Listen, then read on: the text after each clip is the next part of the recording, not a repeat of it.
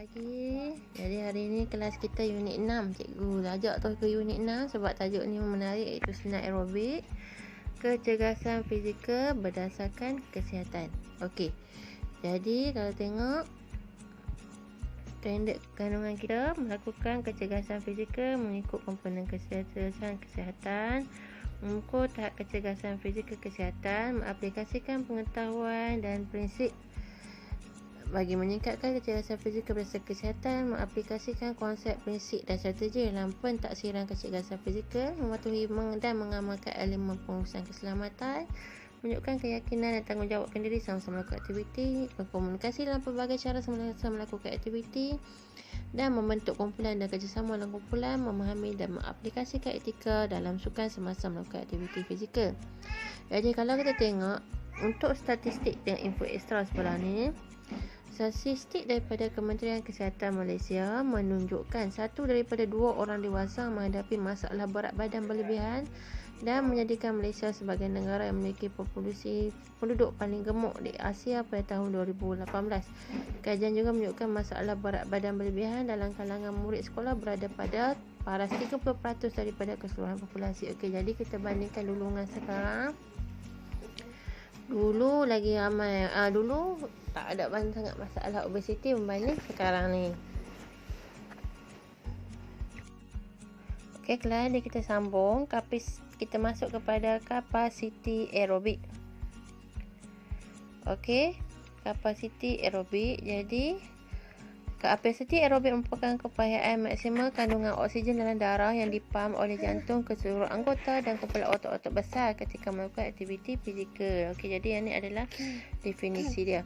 Apabila prinsip fit dalam latihan aerobik ini akan meningkatkan daya tahan otot melalui peredaran oksigen serta tenaga lebih efisien. Latihan ini juga akan meningkatkan kadar metabolisme dan membantu menurunkan berat badan. Latihan aerobik melibatkan aktiviti fizikal daripada intensiti rendah hingga intensiti tinggi. Latihan yang dilakukan sangat bergantung pada proses penghasilan tenaga aerobik, iaitu kehadiran oksigen yang mencukupi kepada latihan yang dilakukan. Ini melambatkan keadaan ini menjadikan seorang yang mempunyai kapasiti aerobik yang baik dapat melambatkan rasa letih dan lesu semasa menjalankan aktiviti fizikal secara berterusan, dan tahap kesihatan juga dapat ditingkatkan. Jadi kalau tengok kapasiti aerobik ni, aerobik ini dia keupayaan maksimal kandungan oksigen dalam darah yang dipam oleh jantung ke seluruh anggota badan dan otot besar. Jadi kalau kita tengok bila kita exercise, nadi kita akan jadi laju kan. Bila nadi kita tu jadi laju, maksudnya oksigen tu dia mengepam lebih banyak darah. Bila dia pam lebih banyak darah oksigen tu akan oksigen darah tu akan diedarkan ke seluruh bahagian-bahagian badan kita yang lain. Jadi bila kita ni melakukan aktiviti fizikal, jadi lagi tinggi oksigen boleh ditransfer ke seluruh badan, lagi bagus, lagi sihat badan kita tu. Jadi kita akan jadi lambat letih, lambat lesu dan sebagainya. Okey, jadi kalau tengok latihan jeda berintensiti tinggi, sederhana tinggi. Jadi kalau latihan jeda ni, interval training ni, latihan melibatkan sesi latihan berintensiti rendah hingga tinggi diselangi dengan jangka masa pemulihan. Jadi langkah intensiti sederhana tinggi ini melibatkan kedua-dua sistem tenaga aerobik dan anaerobik yang melibatkan larian perlahan dan striding. Jadi kalau tengok, kalau latihan jeda berintensiti ni, maksudnya kita buat latihan, kita exercise, lepas tu kita rehat, exercise rehat. Jadi apa yang bagusnya latihan jeda berintensiti tinggi ini dapat meningkatkan adaptasi sistem tubuh badan untuk mencerna asid laktik yang baik, sekaligus meningkatkan keupayaan murid untuk berlatih dalam jangka masa lebih panjang. Jadi kalau kita buat latihan jeda berintensiti tinggi ni, kita boleh buat dia, contoh hari ni kita buat 10 minit. Jadi esok kita boleh tambah 15 minit. Sebab apa? Badan kita tu, jantung kita tu berupaya mengepam lebih banyak oksigen. Jadi kita boleh buat dalam tempoh masa yang lebih lama. Okey. Jadi yang ni contoh dia. Okey, kelenturan pula. Jadi kelenturan ialah satu komponen kecergasan otot berasaskan kesihatan mainkan peranan penting dalam kualiti pergerakan seorang semasa menjalankan aktiviti kecergasan. Jadi kelenturan merupakan keupayaan pergerakan otot-otot, sendi, ligamen dan tendon secara khusus atau sekumpulan otot untuk mencapai julak pergerakan range of motion yang maksimum. Latihan kelenturan boleh berlaku secara statik dan dinamik. Lazimnya latihan secara statik diukur tempoh masa tertentu, manakala latihan kelenturan secara dinamik berdasarkan bilangan. Jadi kalau tengok contoh kat sini adalah back up lentik belakang. Jadi kat rumah Raja cuba buat tengok, boleh tak buat? Jadi kalau yang ni kita tengok latihan kelenturan secara statik diukur dalam tempoh masa tertentu. Contoh awak buat ni, awak boleh bertahan, awak bilang 1, 2, 3, 4, 5, 6, 7, 8, 9, 10. Lepas tu latihan secara ke dinamik pula berdasarkan bilangan. Jadi kalau awak buat ni, awak tengok dalam ulangan berapa kali awak buat dalam masa sehari. Okey, jadi kalau yang kat rumah tu kalau rasa mampu boleh buat. Yang tak mampu tak apa, jangan buat lah. Saya patah pula belakang. Jenah cikgu nak jawab.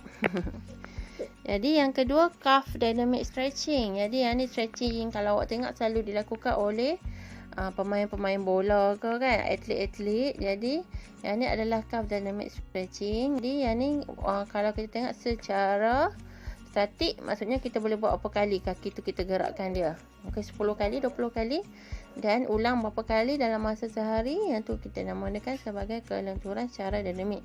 Okey, Allah. Jadi kita ada dua jenis contoh untuk aktiviti kelenturan. Yang pertama back up lentik belakang dan yang kedua calf dynamic stretching. Okey, kita boleh sambung lagi untuk aktiviti kelenturan hamstring dynamic stretching. Jadi yang ni kalau kita buat ni, awak boleh laksanakan. Tengok berapa ulangan, 20 kali. Set 3 set, kekerapan selama 3 kali. Groin dynamic stretching. Jadi yang ni cangkung ni, kalau istilah kita cangkung. Jadi yang ni untuk kita punya paha lah. Untuk mengecilkan paha dan juga menguatkan kita punya paha dan juga punggung. Dan yang kelima, regangan sila dynamic dada dan bahu. Ini sangat bagus untuk kita punya lengan dan juga bahu. Boleh mengecilkan lengan kita, lemak-lemak yang berkebih itu kan. Okey, jadi yang ni saja untuk kelas kita hari ini. Kita akan buat aktiviti kelenturan. 5 aktiviti kelenturan ni awak boleh buat. Jadi cikgu akan masukkan aktiviti kelenturan ni, akan bagi satu link video YouTube. Jadi pelajar boleh buat dalam video tu, ikut video tu untuk kita punya stretching. Seronok-seronok awak boleh exercise sikit kat rumah kan, duduk tengok laptop je, tengok telefon je, jadi boleh exercise. Ikut video tu, dalam video tu cikgu akan bagi link dia. Kalau dah siap macam biasa, awak boleh tik nama awak sebagai tanda awak dah buat lah. Tapi make sure buat dulu baru awak tik nama awak. Okay, thank you kelas. Take care, stay safe. Bye bye. Assalamualaikum warahmatullahi wabarakatuh.